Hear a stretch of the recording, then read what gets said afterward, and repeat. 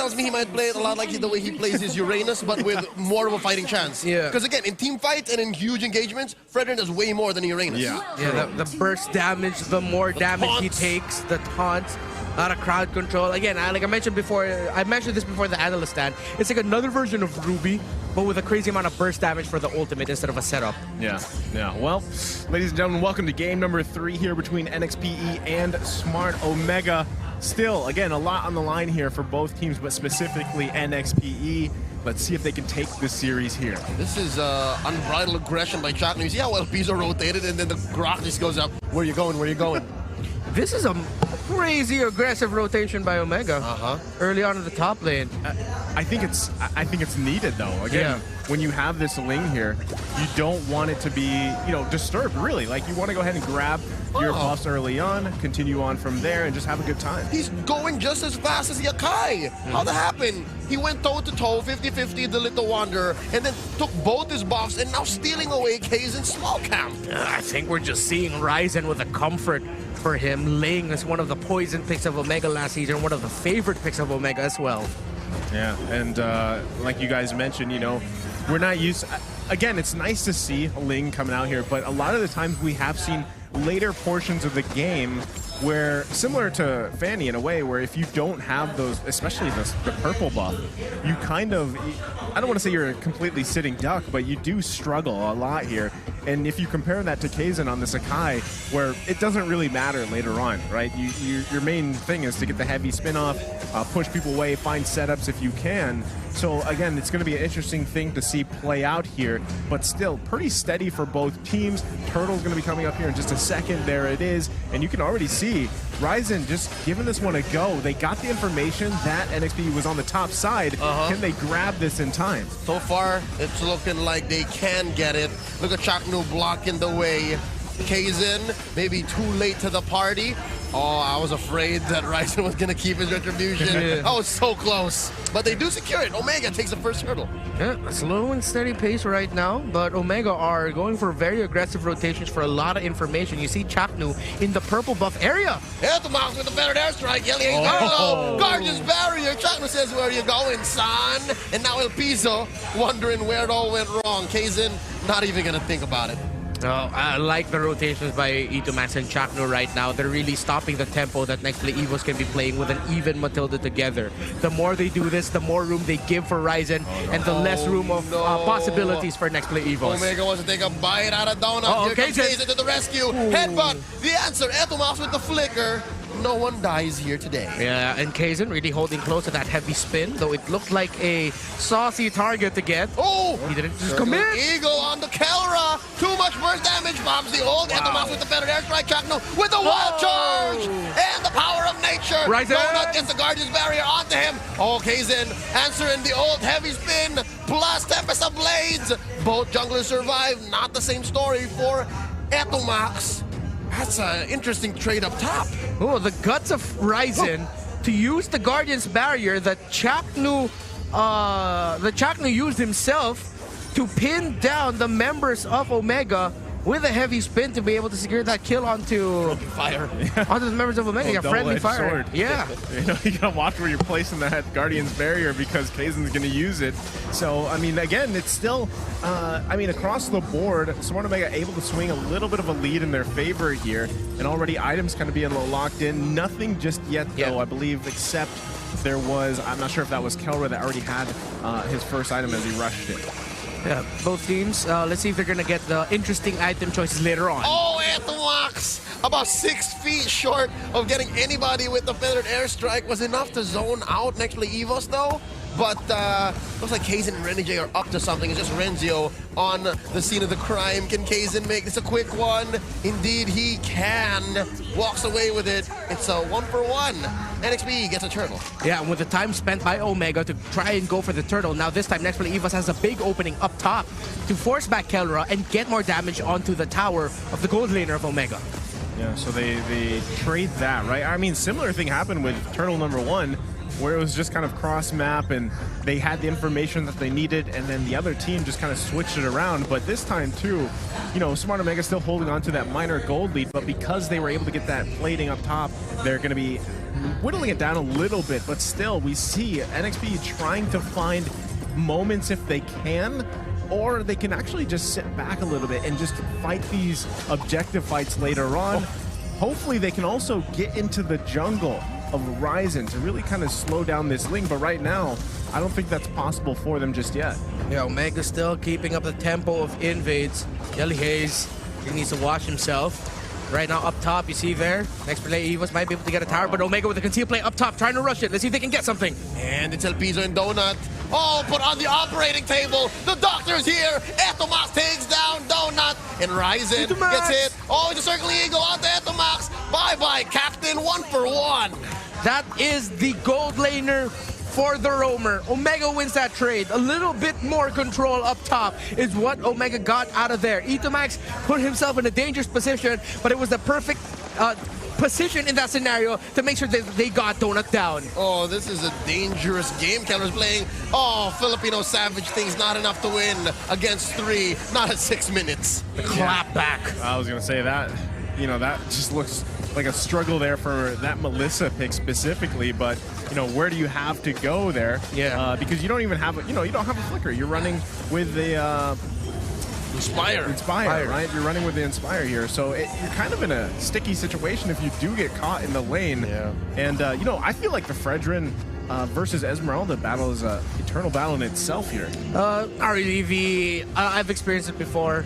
Esmeralda just wins against the Fredrin Still. incredibly, so it's a decisive victory for an Esmeralda against a Fredrin in lane. Oh no, because of that fumble on the Savage up top. NXPE able to crack open that turret. Resetting the turtle though. Nice use of the Guardian Barrier by Chaknu.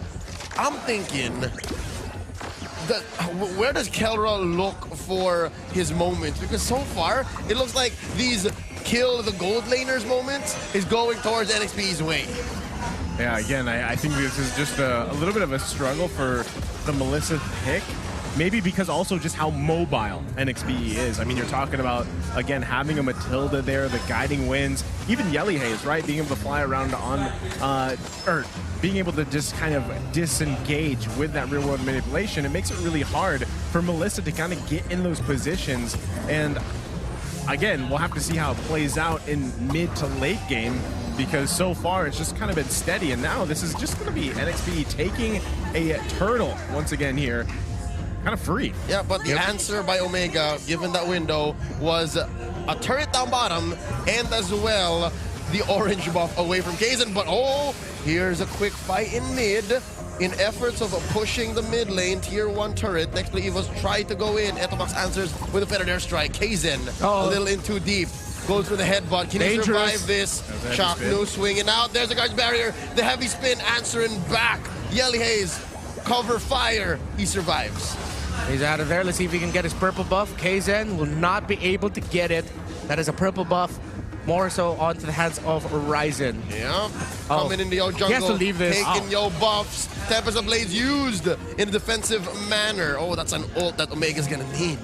Yeah, Fredrin has like a bigger sword compared to the Ling. That he swings with one hand. That he swings with one hand. With the other hand in his pocket. Yeah, so it's like no analysis needed there. That's just like a common sense at that point. Why the Ling just struggles up against a Fredrin. Copacetic, bro. But the Fredrin struggles against a magical dancer. Kind of weird. Yeah, it's interesting. Where's the lore for that one, Leo? I'll get back to you. Well, talk to me in a bit. Oh, Chapnu. That's a wild charge answer in the headbutt, putting up a Guardian's Barrier for a good measure. Now Renegade and Renzio again, the dance. The dance up top. Can Renzio get his way? Holding on to that one minion, and he eventually will not. The Hitman says, "Thou shalt not take my turret." The Ren Cha-Cha. Excuse me? Ren Cha-Cha. They both start with Ren. The Ren. Yeah, the Ren Cha-Cha. It's Renjo, Renegade. They're both Cha-Cha. Oh, you get it. I was thinking about the hero name. Cool, yeah, me too. 3.5 out of 5. Well, thank you. Back to the game here.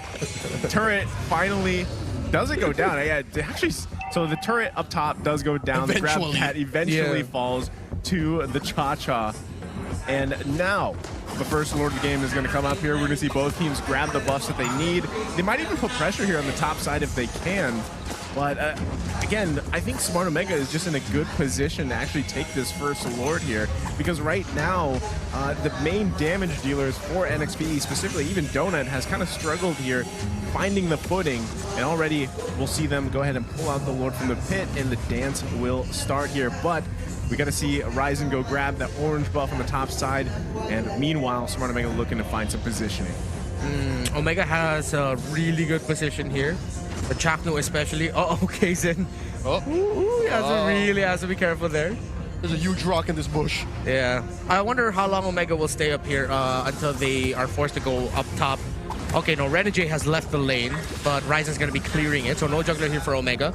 I wonder what the callers are going to be. Oh, E2 Max in a dangerous position. Oh, Wings by Wings out, and nobody forcing an engage quite yet. Yeah, so the stalemate, I mean, for the majority of this game, despite that little lead that Smart Omega has, this has kind of been the story of it. So it is going to be NXPE starting to pull this one. They're rushing it half health. Ryzen too far. Raining down the damage. That's way too much. Look at the back line. Oh, the back line. Donut and the RWM. Kaizen gets it. Heavy spin. Tempest of Blades. It's pandemonium in the river. But NXPE was happy to walk away with this major objective. A gutsy call there by NXPE EVOS. They saw Ryzen was still up top and that they trusted he wouldn't be able to get there in time. He did though, but in the end, it was Kaizen who got the retribution off just in time. The perfect time to secure that Lord for NXPE.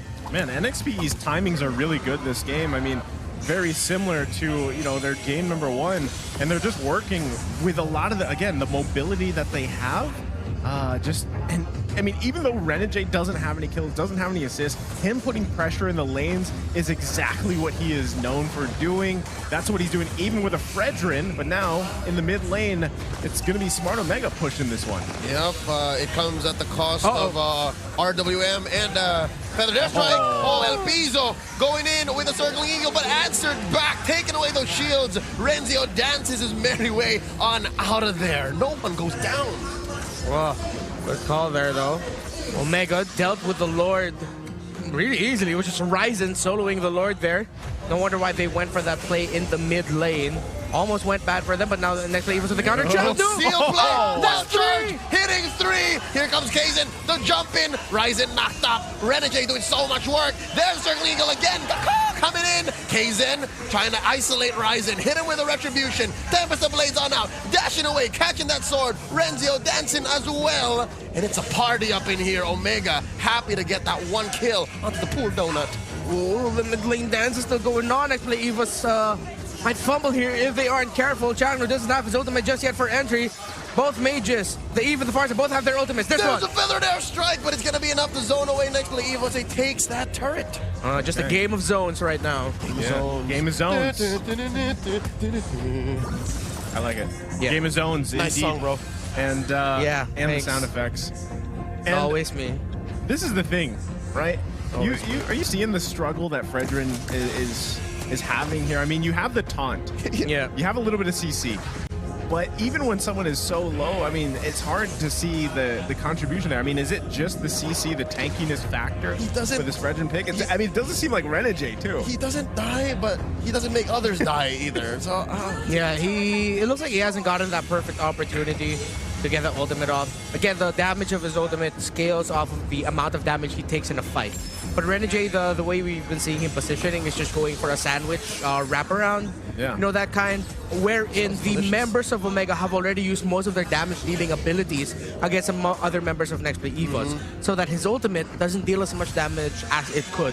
Yeah, and it doesn't help for the fact that the ult on El Piso and Kaizen displace people. Yes. So where do you go to catch that damage and throw it back at Omega? So that's a real dilemma that they have. And that put Omega about 3K ahead. This seems to be another turtle dance coming up. Update, a very quick one. Omega, if they win the series, secures their playoff slot. So now Omega are fighting for their playoffs spot security. Well, they'll be the fourth team to secure a spot for the playoffs. And again, they're off to a great start here, already kind of snowballing, 15 minutes in the game.